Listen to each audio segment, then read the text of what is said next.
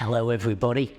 By now you'll have picked up that I've moved slightly on from our flu numbers and our app numbers to our PDR numbers, but on the screen somewhere during this film will be all three. If you've got your flu jab, fantastic. If you've signed up to the app, fantastic. Why don't you make it a nice round hat trick and sort out your PDR before the 31st of March. I'm sorry if you don't tune in for the Chief Exec to give you gentle reminders of stuff that we need to do, but nonetheless, really important that everyone across our organisation is able to get their PDR done, and for it to be, as I said a couple of videos ago, a meaningful conversation about how you are as a human being, and also how work is going and what we're achieving together, what gets in your way, what training and support you might need.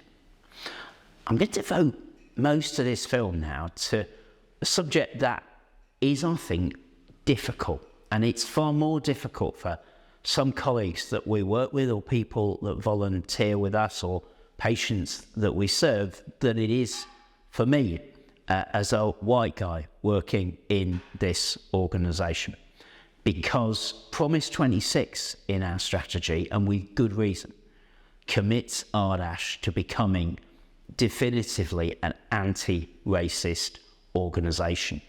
And that isn't, and you'd expect me to say this, about getting a badge or feeling a bit better about ourselves. It's about tackling injustice and unfairness. Sometimes I have conversations with colleagues who say to me, there isn't really any racism in our organisation, is there, Toby? Or have we got on top of that? And then you can imagine I have a different set of conversations with individuals who are living and breathing either microaggressions or racism in our organisation on a regular and a sustained basis. Do you know, some for so long that they've almost kind of given up mentioning it, they've normalised it, they've accepted it, or been put in that position by us as an organisation. The reason I want to talk about this today is because we're doing some hard thinking about what we're going to do.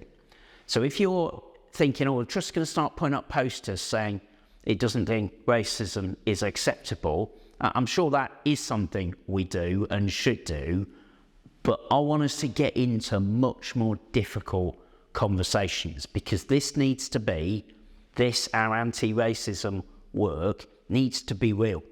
So we're going to have conversations about at what point, if you are a patient or a loved one of a patient and you manifest racism or other forms of discrimination towards our staff, at what point we won't be able to offer you a service to treat you or to look after you going forward. Those are not easy conversations, but to be clear, it cannot be right that employees in Ardash are exposed persistently to racism and the organisation says nothing we can do. So we need to be clear about what those boundaries for exclusion are.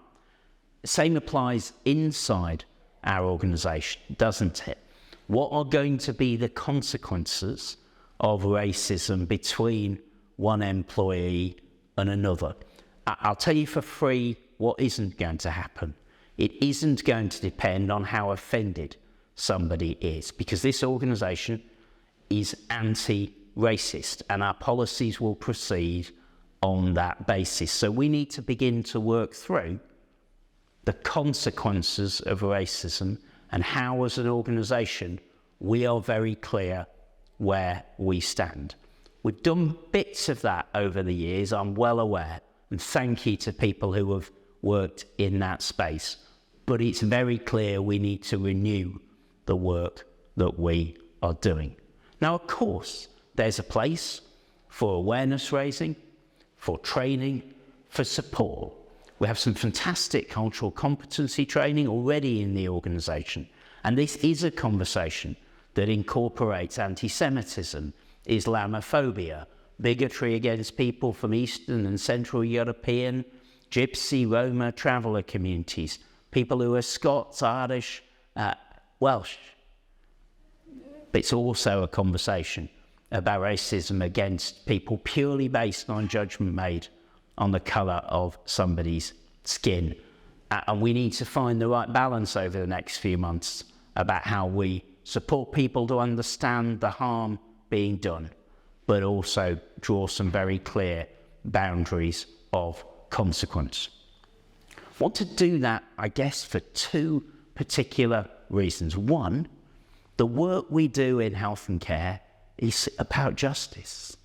It's about social well-being, and there simply cannot be a just culture if institutionally we fuzzy the edges on anti-racism. But the much more positive case is this: we want to be an organisation, and if somebody tells me this is woke, well, go figure. We want to be an organisation where diversity is part of who we are. Diversity in how we think, what we think, the issues we consider to be important.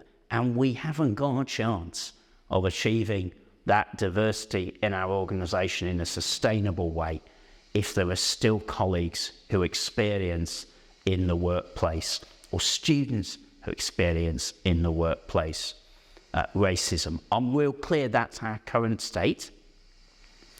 I'm sure that that is the state of the country and society at large, but that's not what this film's about. So get in touch if you've got ideas. For goodness sake, get in touch if you are experiencing abuse and no one is listening to you. But also please engage with those consequence conversations and those consequence questions in respect of patients and carers and in respect of colleagues. Because whilst I don't know exactly where those lines will be drawn, I'm clear going into the spring that we'll be wanting to be clear on an Ardèche-wide basis what those boundaries and lines are. I promised you these films would often be an insight into thinking that's not yet finished. We're clear with the Promise 26 where we're going to end up. We want your feedback on thoughts on making that promise meaningful and making sure it isn't just a bit of a comms rah-rah and an encouragement. It's about the reality, the lived reality of people volunteering, studying, researching and working in our organisation. I really trust Promise 26 has your support. Thank you.